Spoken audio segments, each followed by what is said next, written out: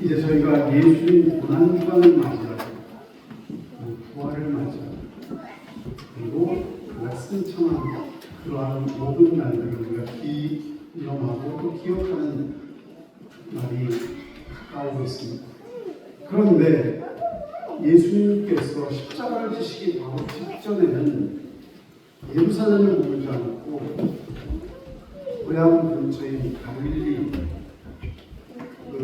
나사렛에서 좀 벗어나서 나사렛 동네는 예수님을 영접하지 않고 개척했습니다.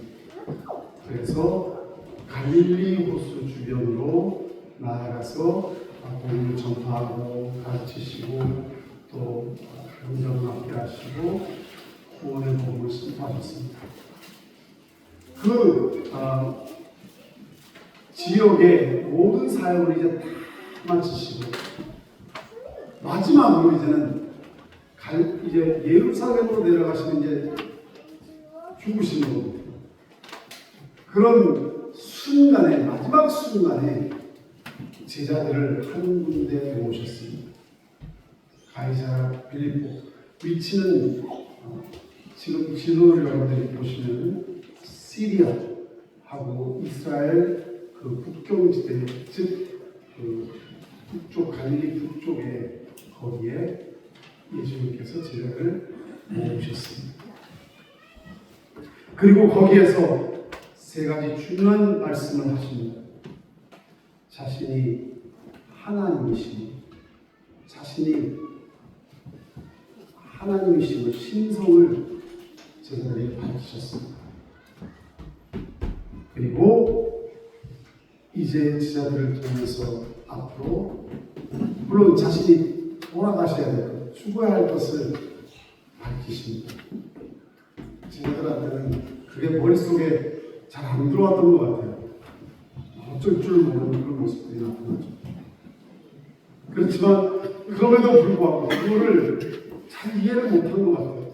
그냥 예루살렘으로 간다는 그 이야기에 들떠가지고 이제는 드디어 하나님 나라를 예수님을 통해서 이룰 때가 왔답니다. 이 땅의 나라를 회복하는 것을 아직도 기대하고 있었습니다. 아직 머릿속에 이게 정착이 잘 안 되는 거예요. 어쨌든 예수님께서는 분명하게 하나님이심을 밝히시고 그리고 또 이 땅에서 이제 죽으셔야 함을 밝히셨습니다. 그리고 제자들을 통해서 교회를 세우실 것을 밝히셨습니다. 그 과정 속에 주어졌던 질문들이 오늘 나오는 말씀입니다. 그 첫 번째 그 질문이 뭐였습니까? 사람들이 인자를 누가 하느냐? 예수님을 부정적으로 바라보는 사람들이 참 많았죠. 고향에서도 나사렛 동네에서도 아니 저 친구가 어릴 때 우리가 다 봤는데 잘하는 것을 자기가 하나님이라고 도망쳐서 죽이려고. 어떤 사람은 죄인의 집에 들어가서 같이 식사하는 것을 보고 탐식가라, 술 고래하고 이런 식으로까지 비난하고 또는 요한복음 7장 20절 말씀은 귀신에 사로잡힌 자, 탈세도 귀신의 힘을 빌려서 귀신을 다스리는 귀신 들린 자다라고 비난까지 합니다. 물론 바리새인들이 볼 때는 자신의 기득권을 위협하는 그러한 도전자, 어떤 세상을 어지럽히는 자, 사회 질서를 흔들는 그런 아주 사회 암적인 존재같이 보기도 했습니다. 그래서 어떻게든지 제거하려고, 그죠? 예루살렘에서 갈릴리가 굉장히 먼데 거기까지 와서 일일이 예수님이 하는 행동을 다 적고 특별히 잘못된 거 있으면 적어가지고 이제 죽일 그 계획만 세우고 있는 거죠. 자기를 하나님이라고 했다. 안식일의 주인이 자신이다. 뭐 이런 식으로 이야기를 하면서 자신은 하나님과 동일시지 않은 것에 대해서 신성으로 돌로 쳐서 죽여. 뭐 이런 식으로 아주 부정적인 이야기들을 많이 했습니다. 로마인들에게는 사실 무관심한 존재였으니까 왜 저렇게 떠는지. 나중에 이 자가 자기 나라를 이 땅에 세운답니다 라고 했을 때 그가 먼저 했습니다. 뭐라고? 반역한다고? 로마 정권에 정식으로 도전한다고? 이런 오해를 보니까 어쨌든 안 좋은 이야기로 막 사람들이 예수님을 이야기했습니다. 그런데 예수님을 긍정적으로 바라보는 이 제자들, 예수님을 믿고 따르는 제자들도 사실 예수님에 대해서 정확하게 제가 좀 전에 말씀드린 대로 예수님이 왜 죽으신다는 건지, 지금 예루살렘으로 가서 새로운 나라가 이루어지는 그런 식으로 이해하고 있는 제자들이 대부분이었어요. 그런데 사람들이 나를 누구라 하느냐 할 때 제자들은 부정적인 생각, 얘기들 다 알고 있었거든요. 그러나 그렇게 얘기하지 않고 예수님께는 좋은 얘기만 골라서 합니다. 누구는 세례 요한이라고 합니다. 왜? 죄를 지적하고 회개를 강력하게 외치는 모습 속에서 오시는 온 천국에 대해서 외치는 모습을 보고, 또 헤롯은 자기가 세례요한을 죽였잖아요. 그런데 세례요한이 하는 일하고 비슷한 일을 하는 그런 자가 나타났다고 하니까 세례요한이 다시 살아난 걸로 알고 환생한 걸로 알고 굉장히 관심을 가지고, 그러면서도 두려워하면서 자기 죄가 있으니까 그러면서 예수를 만나보고 싶다. 그래서 세례 요한이다 이렇게 이야기하는 자들이 있다는 것이죠. 어떤 사람은 엘리야라고 합니다. 왜냐하면 엘리야가 기적을 하겠잖아요. 그러니까 엘리야가 다시 이 땅에 왔다. 사실 그건 상당히 일리가 있는 말이에요.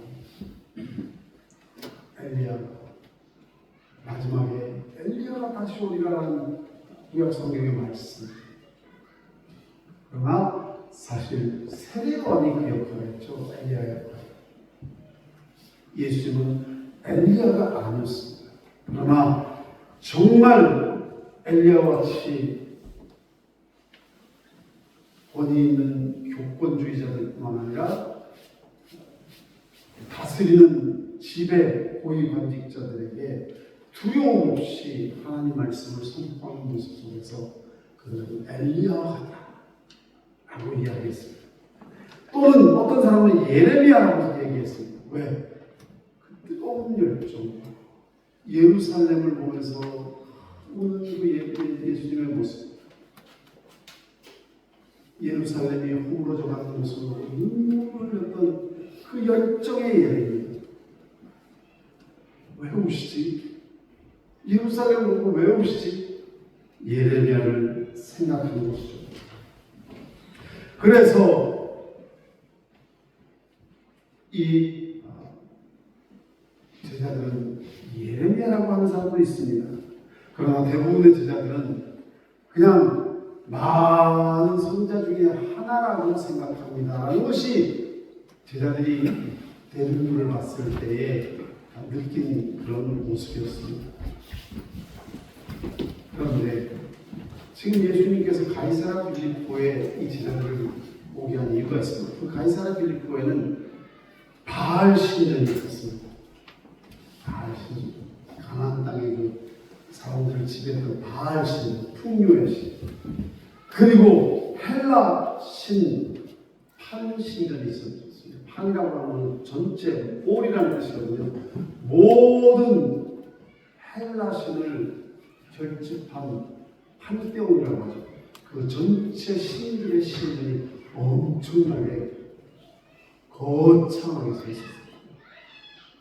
그리고 로마 황제의 신전이 있었습니다. 그러니까 그 가이사라 빌립보는 우상 숭배, 많은 신들, 모든 그 당시 모든 신들이 집결하는 장소라고 봐도 틀림이 없습니다. 예수님이 왜 제자들을 불러 부르셨을까?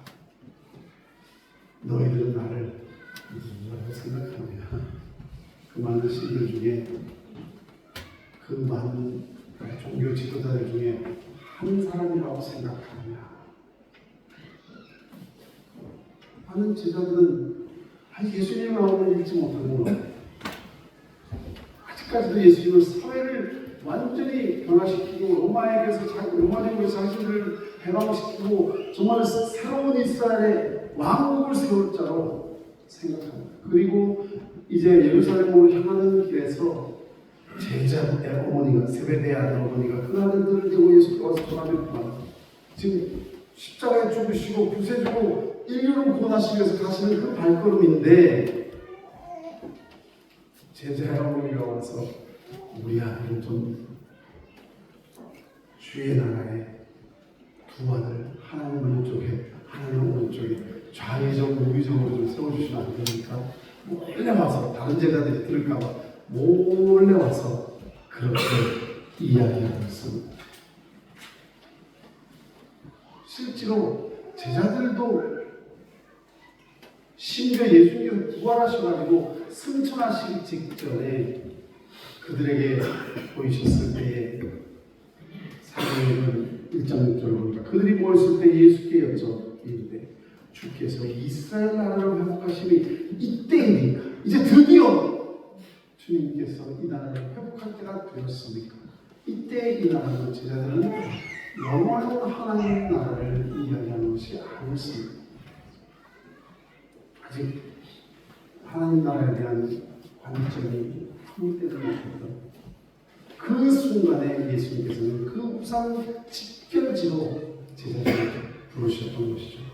그리고 이제 너희는 나를, 사람들은 그렇게 생각한다. 진짜 너희는 나를 누구라 하느냐? 이것을 저와 여러분들이 오늘 이 시간 고난주간이 오기 전에 부활절이 오기 전에 또 생각하셔야 될 질문입니다. 여러분들은 지금 교회에 왜 나오셨습니까? 어떤 이유로 나오셨습니까? 정말 중요한 질문입니다. 신앙의 방향과 내 삶의 내용을 결정할 뿐만 아니라 내가 왜 이 땅에 살고 있는지 이유를, 또 내가 왜 이 하나님 나라를 이 교회에서 내가 지금 이 시간을 보내고 있는지, 물론 우리의 영원한 영생을 결정하는 중요한 질문이죠. 여러분들은 예수님을 무엇이라 생각하고 있으십니까? 예수님께 위로받기 위해서, 예수님께 신앙생활하면 여러 가지 복받기 위해서, 예수님 믿으면 뭐 일이 잘 풀리니까,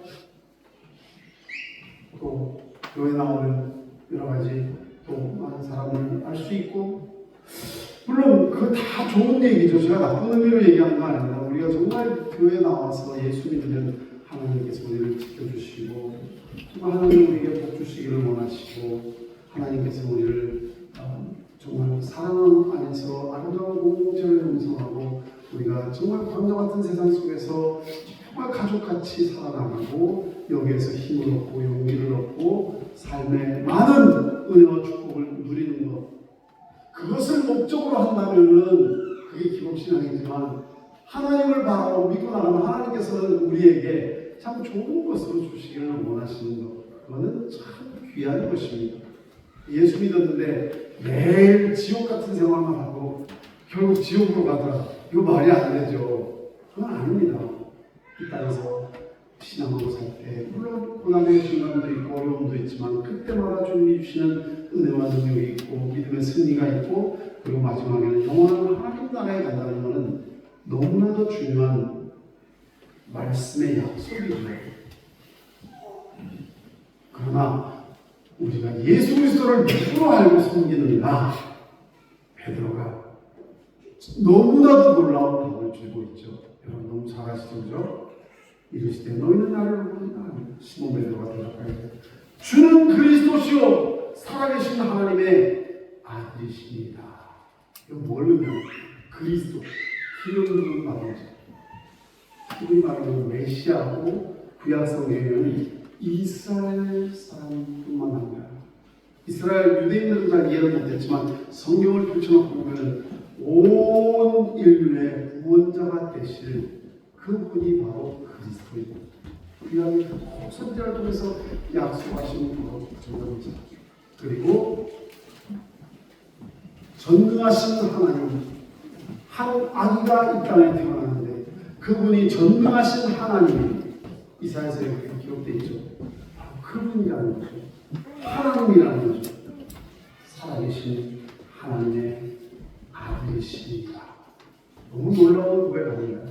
오늘 여러분은 예수 그리스도를 정말 우리를 죄에서 건져주시고 영원한 심판에서 나를 구원시켜 주시고 오늘 죽더라도 영원한 하나님 나라에 들어갈 길이요 진리요 생명 되시는, 그리고 그분은 인간이 교주가 되는 것이 아니라 하나님이 원하신 바로 선자 하나님이신 것을 확고부동하게 믿고 영접하시기를 주님의 이름으로 축원합니다. 정말 그것을 고백하지 못한다면 아직까지 하나님 나라 밖에 계신 거예요. 너무나도 중요한 부분 아닌가요? 아무리 여러분이 착하게 사셔도 내 다른 데는 큰 의미 있는 삶을 살았다고 해도 오늘 주님이 나를 부르시면 나는 나의 원죄와 자범죄로 인해서 영원한 심판 아래 떨어질 그러한 존재밖에 되지 못한다는 것이죠. 예수께서 대답하시되 바요나 시몬아 내가 복이 있도다. 이를 내게 알게 하니는 혈육이 아니고 하늘에 계신 내 아버지시다. 인간에게서 논리나 인간의 어떤 철학이나 인간의 어떤 고행이나 또는 연구로 될 일이 아니라는 겁니다. 하나님께서 성령으로 감화감동하신 자에게, 하나님께서 믿음을 주시는 자에게 하나님께서 우리에게 구원을 베푸셨다. 오늘 이 시간 여러분들이 그러한 믿음이 마음속에 있으시다면 하나님께서 여러분들을 택정하신 것이고 만세전부터 하나님 때가 오면 성령으로 여러분들을 감화감동시키시고 거듭나게 하셔서 예수 그리스도를 바라보게 하시고 예수 그리스도를 영접하게 하신 너무나도 축복 중에 축복을 받은 하나님의 귀한 하나님의 자녀인 줄로 믿습니다. 이런 복이 어디 있습니까? 이런 복이 어디 있습니까? 이 대답을 들으시고 너무나도 기뻐하셔가지고 칭찬하신 것이죠. 주는 그리스도. 우리 한번 같이 고백하실까요? 주는 그리스도시요 살아계신 하나님의 아들이십니다. 무슨 고백하지 못한다면 새벽 기도가 무슨 의미가 있고 고난주간이 무슨 의미가 있고 부활주일이 무슨 의미가 있냐. 아무 의미 없습니다. 아무 의미가 없습니다. 그러나 너무 기쁘셨습니다. 예수님에 대한 최초의 고백, 그것이 사도신경에 기록되어 있고 저희는 이 교회에 모여 예배를 때마다 그 고백을 하는 겁니다. 그러니까 천국에 들어간 열쇠인 거죠. 하나님을 내 아버지로 모시는 열쇠 길이인 겁니다. 그렇습니다. 예수님은 하나님이십니다. 세상 사람들이 생각하는 대로 4대 성인 아닙니다. 기독교를 창시하신 창시자, 물론 틀린 말은 아니지만 교주가 아닙니다. 선생 아닙니다. 위인 아닙니다. 위인이 어떻게 아주 처참한 가장 악한 그 형법에 위배되는 크리미널, 그런 아주 괴수죄인으로 처형당할 수가 있어요. 그저 그런 이야기가 아니라는 거죠. 그런 생각을 가지고 있다면 4대 성인, 기독교 창시자 이런 식으로 생각한다면 정말 하나님의 진리에 발도 담그지 못하신 분입니다. 직분이 아닌 것 같고 몇 년을 다녔다. 교회 생활하고 교사 생활 심지어 몇 년에도 아무 의미가 없습니다. 오직 예수를 나의 그리스도, 나의 구세주, 나의 메시아, 그리고 그분은 하늘에서 우리를 구원하시기, 나를 위해서 구원하시기 위해서 하나님이시고 그분이 이 땅에 인간의 몸을 입고 오신 임마누엘의 하나님이라는 것을 고백하셔야 됩니다. 임마누엘이라는 것은 그분이 하나님이 창조주 하나님이 우리를 너무 사랑하셨습니다. 인간의 몸을 입고 이 땅에 오신 완벽하신 하나님이시면서 완벽하신 인간으로 이 땅에 오셨다는 것이죠. 요한일서 4장 1절을 보니까 사랑하는 자들아 영을 다 믿지만 오직 영들이 하나님께 속하였나 분별 많은 거짓 선지자가 세상에 나왔습니다. 이로써 너희가 하나님의 영을 알지니 곧 예수 그리스도께서 육체로 오신 것을 시인하는 영마다 하나님께서 속한 것이요 예수를 시인하지 아니하는 영마다 하나님께 속한 것이 아니니 이것이 곧 저 그리스도의 영입니다. 요한사도는 이렇게 이야기합니다. 말씀이 육신이 되어 우리 가운데 거하시니 우리가 그 영광을 보고 아버지 독생자의 영광 은혜와 진리가 충만하리라. 그리고 이 땅에 오셔서 완벽한 인간으로 배가 고프셨고요. 그 슬픈 가운데 무시기도 하셨고요. 피곤하셔서 잠도 주무시고 똑같은 인간이셨어요. 물론 죄가 없으신 건 우리가 그렇죠. 그러나 동시에 그는 하나님이셨기에 하나님의 능력을 보셨습니다. 물 위를 걸으셨고 죽은 자를 살리셨고 오병이어로 5,000명을 모으시고 이건 인간이 하는 일이 아닙니다. 하나님이 하시는 일이죠. 하나님이심을 보이셨습니다.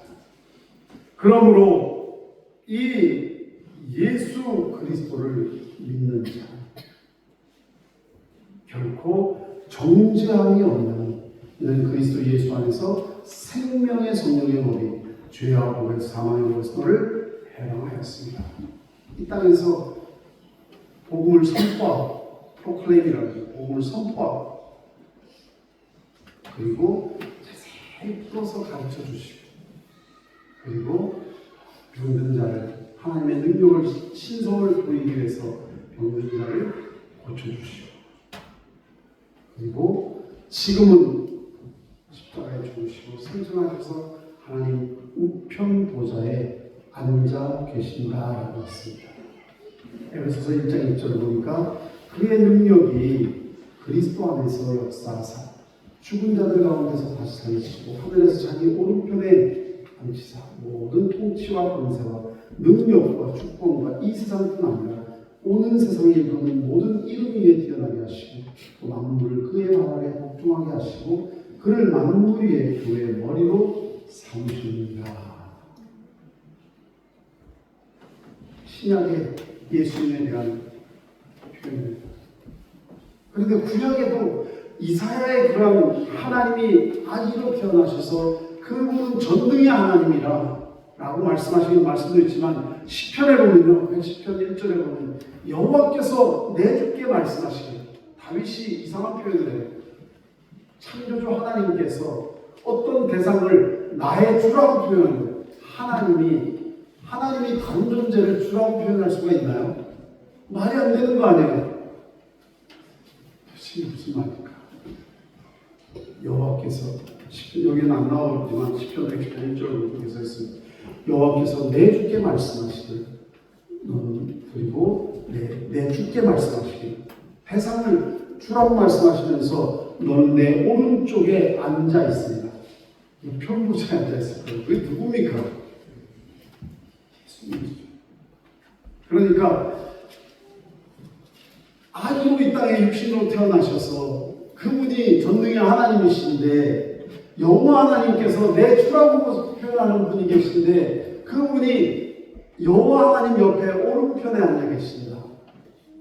예수님 말씀과 너무 일치하지 않나요? 예수님께서 십자가에 죽으시고 모든 인류의 죄를 담당하셔서 우리를 하나님과 화목하게 하셔서 구원을 이루시고 그리고 그가 승천하셔서 지금 어디 계시나요? 하나님 우편보좌. 우편보좌라는 것은 하나님의 모든 권능을 가진 자라는 뜻이거든요. 우편보좌에 앉아 계신다는 겁니다. 그게 누군가요? 하나님이 계신데 또 하나님이 계시고 우편보좌에 앉으셨다. 성부 하나님 그리고 성자 하나님. 여러분 예수 그리스도를 바로 하나님으로 고백하는 그 믿음이 여러분들에게 임하시기를 주님의 이름으로 축원합니다. 그리고 그분이 우리를 사랑하셔서 인간의 몸으로 입고 오신 우리 메시아 그리스도이신 바로 구약에 예언된 그 선자들이 모두 지적하고 계시는 바로 예수 그리스도 우리 메시아 나의 사랑하는 목자 나의 구세주 예수님이심을 우리와 함께 울고 함께 웃고 함께 사랑을 나누셨던 바로 그분이 나를 구원하시기 오신 그리스도이심을 고백하는 겁니다. 그것이 베드로의 고백이 되었던 것이죠. 오른편에 앉아 계시는데 성경은 아직 이루어지지 않은 일을 일어나고 있습니다. 그분이 언젠가 이 땅에 다시 오시는데 그거를 재림이라고 하죠. 다시 오실 때는 이제는 믿는 자와 그토록 이 땅에 선포했음에도 그래도 거부하고 지금도 교만하고 지금도 우상을 섬기고 지금도 자기 뜻대로 살아가는 자들을 공의하는 시간은 언젠가는 시작하시는 알파가 있다면 언젠가는 오메가가 있는 게 정상 아닌가. 언젠가는 이 땅을 정리하지 않는 사람입니다. 그날이 그렇게 멀지는 않은 것 같아 보입니다. 저는 알 수 없지만 아무도 알 수 없지만 징조를 보고 표징을 보면은 너희가 그날이 가까운 것을 알라고 하셨기 때문에 이 땅에 심판을 위하여 사도행전 1장 11절 보니까 거기로부터 산자와 총자를 심판하러 오시라. 제자들은 이 땅의 나라를 질문했는데 예수님께서는 영원한 나라를 이야기하시면서 너희가 이 땅에서 할 일이 있어. 성령이 너희에게 임하시면 예루살렘으로 옮겨다가 사마리아 땅끝까지 내 증인이 되어 언젠가 내가 사도행전 1장 11절 거기로부터 산자와 죽은 자를 심판하러 오시라. 한 번 죽는 것은 히브리서 9장 27절이죠. 사람에게 정한 것이요 그 후에는 심판이 있으리라. 이 모든 것이 하나님께서 만세전부터 계속 계획하신 모든 일들이 이제는 한 가지 마지막 점 찍는 것밖에 남지 않았습니다. 모든 일들이 다 진행됐습니다. 창조를 거쳐서 알파에서부터 심판까지. 예수님은 이 고백 위에 당신의 구원받을 백성을 모을 교회를 세우신 것입니다. 이 교회가 뭐라고요? 예수 그리스도를 하나님이라 고백하는 자들의 컨그레이션 모인 회중들이 모인 그것을 교회라고 합니다. 에클레시아. 엑스라는 말은 엑스할 때 엑스거든요. 세상으로부터 나온 자들. 클레시아라는 말은 회중이라는 뜻입니다. 세상으로부터 예수 그리스도를 나의 구세주로 믿고 나와서 하나님 나라에 들어간 그 백성들이 모인 것을 교회라 합니다. 여러분들은 교회 나와 계신데 진짜 교회에 속해 계십니까? 계시지 않습니까? 마음 같으면 한 사람들 불러다가 지금 다 물어보고 싶은데 어렵겠죠? 스스로 질문해 보시기 바랍니다. 나는 진짜 에클레시아 이 교회에 지금 진짜 속해 있는가는 눈만 많이 물어보셔야 됩니다. 임마누엘 하나님이라는 하나님이신데 인간의 몸을 입고 이 땅에 오신 모세에게 나타나셨던 그분, 여호수아에게 나타나셨던 그분, 아브라함에게 나타나셔서 대접을 받으셨던 그분, 이제는 그가 온전히 인간의 몸을 풀로 입고 이 땅에 오셨어요. 주님은 항상 성막 가운데 계셨고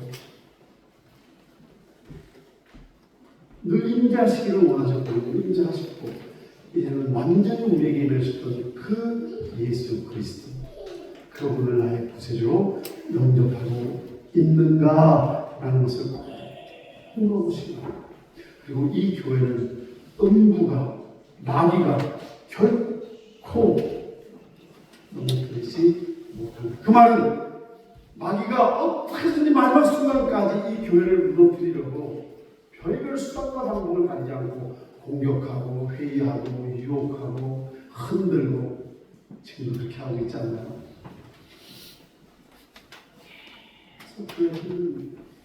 거기에 넘어간 교회가 거기에 쓰러진 교인들 마지막까지 진리를 붙드시기를 주님의 이름으로 축원합니다. 정말 중요합니다. 마지막까지 여러분 얼마 남지 않았습니다. 끝까지 이 진리를 좀 더 흔들리지 말고 많은 교회들이 정치화되고 세속화되고 기업화되고 이단에 빠지고 형편없는 그런 길을 가는 거 아니죠? 흔들리지 마십시오. 마귀는 마지막까지 교회를 흔들려고 하지만 참 이 고백을 하고 있는 참 교회는 음부가 흔들지를 못하고 흔든다 하더라도 결코 넘어뜨리지 못하게 될 줄로 믿습니다. 근신하라 깨어라 너희 대적마귀가 우는 사자와 같이 돌아다니며 산길자를 지나는 너희 믿음을 굳게 하라 그를 대적하라. 18절 말씀에 그렇게 되죠. 또 내가 네게 이르노니 너는 베드로라 내가 이 반석 위에 내 교회를 세우니 음부의 권세가 이기지 못하리라. 이 베드로는 작은 페트로스라고 작은 돌이라는 의미가 있거든요. 페트라 하면은 큰 바위 기반암을 말하는 그 기반 암성을 그 너의 이름 그 페트라 그 위에 반석이야. 이 진리 그 반석이라는 거는 바로 지금 우리가 고백하는 그 고백 위에 세우는 겁니다. 베드로라는 사람 위에 세운 게 아니고요. 카톨릭이 잘못 이해하는 거죠. 베드로라는 사람 위에 세운 게 아니고 베드로가 고백하는 그 놀라운 고백 주는 그리스도시요 살아계신 하나님의 아들입니다. 이 고백을 하는 자는 예수 그리스도의 그 진리의 반석에 서게 될 텐데 결코 마귀가 음부의 권세가 이기지 못합니다. 내가 천국 열쇠를 내게 주리니 내가 땅에서 무엇이든지 매면 하늘에서 매일 것이요 내가 땅에서 무엇이든지 풀면 하늘에서도 풀리리라. 제가 기억이 가물가물한데 어떤 영화 옛날 전쟁 영화를 봤는데 전쟁 포로들이 막 있는데 거기에 이제 그들을 구출한 대원들이 와가지고 시한폭탄을 이제 폭발을 해놓고 구출해내려고 하는데 열쇠가 없어. 열쇠를 잊어버렸어요. 어떻게 되겠습니까? 구하러 왔는데 지금 좀 있으면 완전히 폭파가 됐는데 계획대로 문을 열어서 나와야 되는 거 아니에요? 열쇠가 어디 있는지. 그러면 어떻게 되겠습니까? 결국 포로들은 다 죽고 말게 될 것입니다. 주님이 우리에게 구원하십니다. 구원해주라. 선자를 보내서 예언하셨는데 만약에 열쇠를 주시지 않다면 열쇠가 어딘지 모른다면 심판이 닥칠 때 우리 다 죽을 거 아닙니까? 다 심판에 떨어질 거 아니에요? 그런데 예수님께서 열쇠를 주셨다. 내가 천국 열쇠를 내게 주리니 그 열쇠는 베드로만 이렇게 보관하고 있는 건가요? 베드로가 우리에게 주지 않는 건가요? 아닙니다. 이 고백을 하는 베드로의 그 고백을 하는 신앙 바로 예수 그리스도가 우리의 열쇠요. 그 예수 그리스도가 우리의 길이요. 예수 그리스도가 우리의 진리요. 예수 그리스도가 우리의 생명 되시는 줄로 믿습니다. 바로 오늘 이 고백이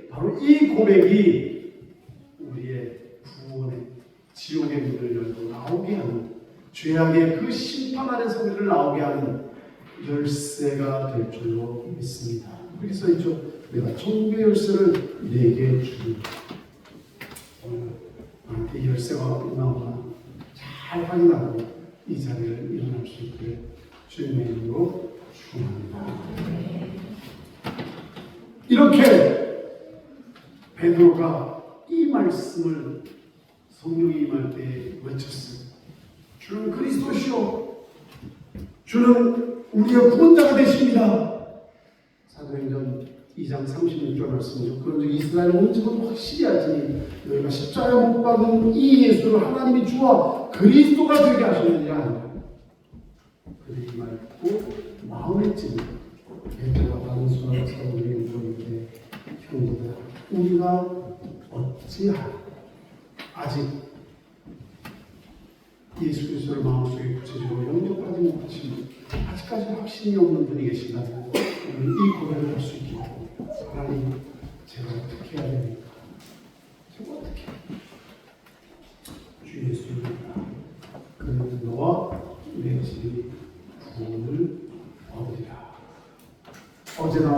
영원토록 동일하신 주님, 오늘도 그 예수 그리스도를 믿는 자를 영원히 구원하시기를 원하시는 것입니다. 오늘